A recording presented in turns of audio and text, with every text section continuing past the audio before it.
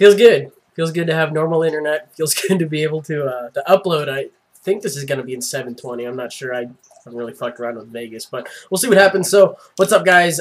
We got our Wednesday upload today versus someone by the name of Hernandezzy09. I fought this guy probably around 2 or 3 times, and we have good matches like every damn time. I'm not sure if I've uploaded already against them. I might have uploaded to Ninbuzzer Mosh Pit, but I don't think I've done anything on my own channel. And we had a really good match like about, I'd say like 2 weeks ago or some shit like that. So we'll go ahead and play back right now.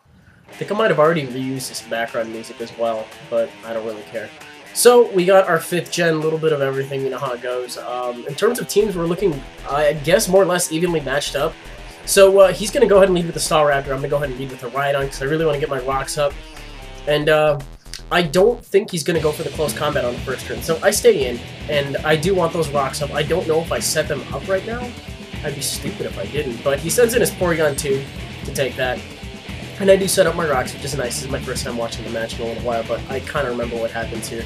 So he's going to go for the Ice Beam. I want to gauge to see how well I'll be able to take it. So I take it alright. And I think I'm running max HP and max attack, and that does jack shit to that Porygon. So I'm going to get out of here.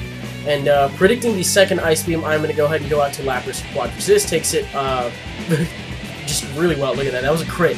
So Lefties almost recovers all the health I get off of that, so I'm going to get a Toxic on this thing. I know that's going to help, especially if it's got Recover and all that shit going on. And it looks like he either just wanted damage or just misclick, I don't know. A lot of P2s that I see carry Toxic, so this might be like a fully offensive one. I haven't seen the rest of the set yet, but then I see Toxic. I'm like, alright, so he's just playing a defensive duck as always. So I'm just going to go for the Ice Beam. Don't really know why it's really just a personal choice to go for Ice Beam over Surf, especially if Star Raptor wants to come at any time. And plus, going for the repeated Ice Beam might coax him into switching into something that resists Ice, so I can switch accordingly. So I think I went for the... No, I switched out. Knowing that Toxic damage was racking up, it wasn't really a good decision to stay in. So I get the way better under that because he's quad weak to fighting. So he's going to go ahead and go out to his Star Raptor. We're actually going to help a little bit as I'm going to take a quarter off his health. He's going to get the Intimidate up. And I decide to go for the high jump kick, and I miss. What do you know? What do you fucking know? I always miss the high jump kick. No kidding. So, knowing that he's probably going to end up being Scarfed, I'm going to go ahead and go out to Rhydon. He actually predicts that very nicely. Goes for the close combat. I don't have any means of instant recovery on Rhydon, so he's just going to go ahead and take me out anyways. I'm guessing that was overkill. It'd be nice if Rhydon had Solid Rock as some kind of Dream Mode ability or something like that, but he doesn't.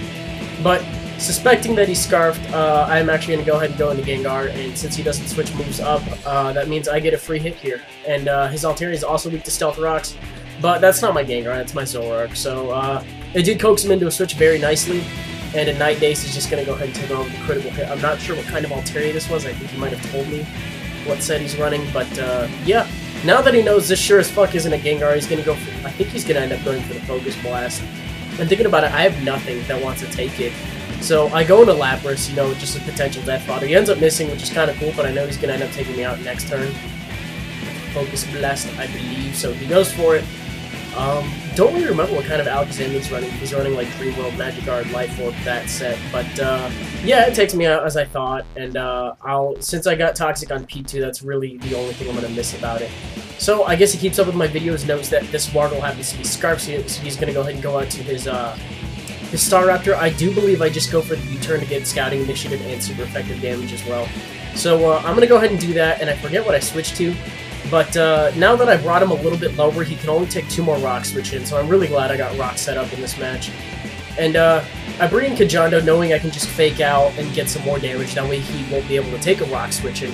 But he goes out to his Garchomp, and yeah, I just go for the flip point, so no sense in over-predicting on that point.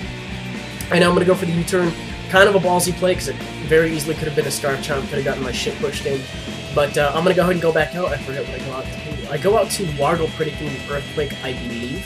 And he actually just ends up going for his safe Other Stab, I guess, predicting that. So he's playing pretty good.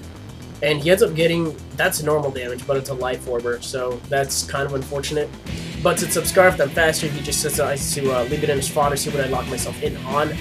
And now that he knows I've locked myself in on return, then he can go out to this dude. And I know I need Wargle for Alakazam, so I got to save that for later. I'm going to go out to Kajando, I guess predicting the Sucker Punch, or I don't know, just wanting the Sucker Punch to fail, and knowing that if he sets up a Swords Dance, then he can't really do much to me, and I can do a hell of a lot to him since he's quad weak to that. So, he goes out to Staraptor, I believe, for the final times. I'm finally going to go ahead and get rid of it with a high jump kick, which thankfully hits. So, he goes out to his Alakazam at this point. I don't really know what I go out to take the hit, because I don't really want anything to take the hit. I think, yeah, he goes for the Focus Blast, and I don't go out to that again. I go out to Zoroark, because I'm an idiot. I don't know. And I guess that worked out alright, because if he went for the Psychic, then, you know, it wouldn't have affected him, and then I didn't really want anything else to take it. I guess I valued my Kajando more. But in comes Wardo again. I'm glad he doesn't have Rock set up, because I can continually threaten him out and keep going with that. So he goes into this thing, and I'm just going to go for the U-turn once again to get super effective damage and all that. And it does a decent amount for neutral, and I know Bisharp's defense isn't really as high as other things in the game, so it does a good chunk, I'm not going to lie. So, go for the high jump kick since I brought in Kajando, and that's good. So, critical hit absolutely did not matter, but that thing's out of the way. I'm not going to be threatened with Wargle getting sucker punched anymore.